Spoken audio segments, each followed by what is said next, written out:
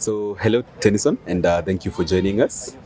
We are just out of a session that was looking into the role of civil society in helping or providing solutions to the planetary, that's the triple planetary crisis. Being one of the presenters for this session, what insights do you have or general outlook about the session that just ended? Thank you, Ian. It was a great event. I think the topic in the first place was really appropriate for the session that is ongoing, the UNIA's sixth session, because civil society certainly has to really make the effort to look at how they can contribute in terms of providing solutions to the triple planetary crisis. The turnout was massive, as you saw yourself, and it's not only about numbers. I think the quality was very good. And if I was to talk about the panel discussion, the input that came from various panelists, including myself, I think they were very good. You can see the follow-up engagements that we already had. So it was a great event, well moderated. And I think the points of emphasis around animal welfare and animals came out very clearly. Compassion farming, contribution, our contribution. I think all of those, again, have shined the spotlight on animal welfare and factory farming in particular. That the whole climate conversation, which is one of the crises that this event is looking at, is being amplified. And our call to action really just reminding this meeting that there is no way it can delink itself from the outcome of COP28. I think those are very strong points that needs to be looked at and taken forward. So it was a great session in my opinion.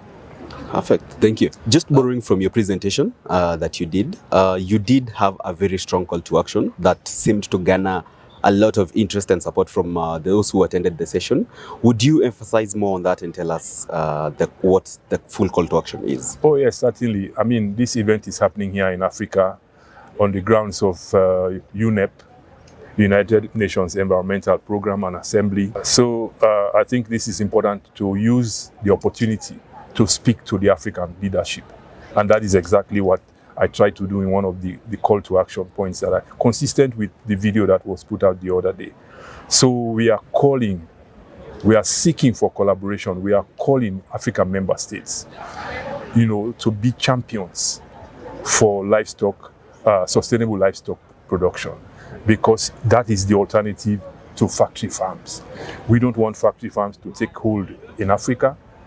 Africa is already at a place where it should see, regardless of the shortcomings, it should see its production system as an opportunity not to entrench factory farms, but invest in smallholder systems as an alternative.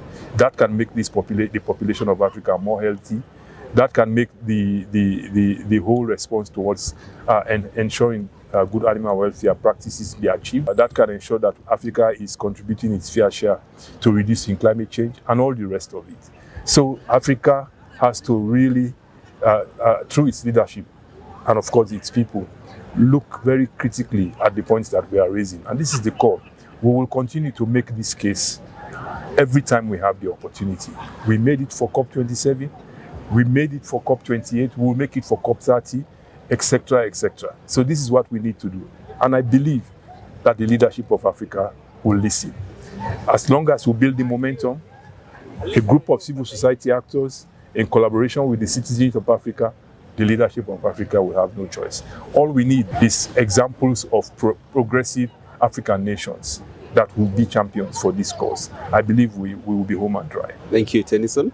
And just as we end this, what would be your parting shot to the people who just attended the session? Well, from an organizational perspective, I think that World Animal Protection should continue to push for this position.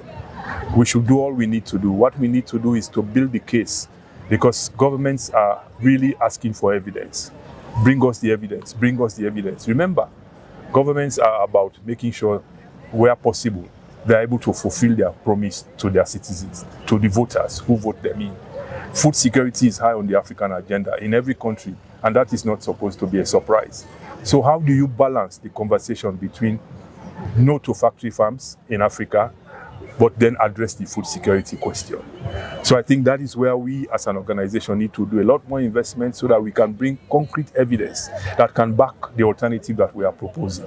So that is what I would say should be our next move, if not already. Thank you. Thank you.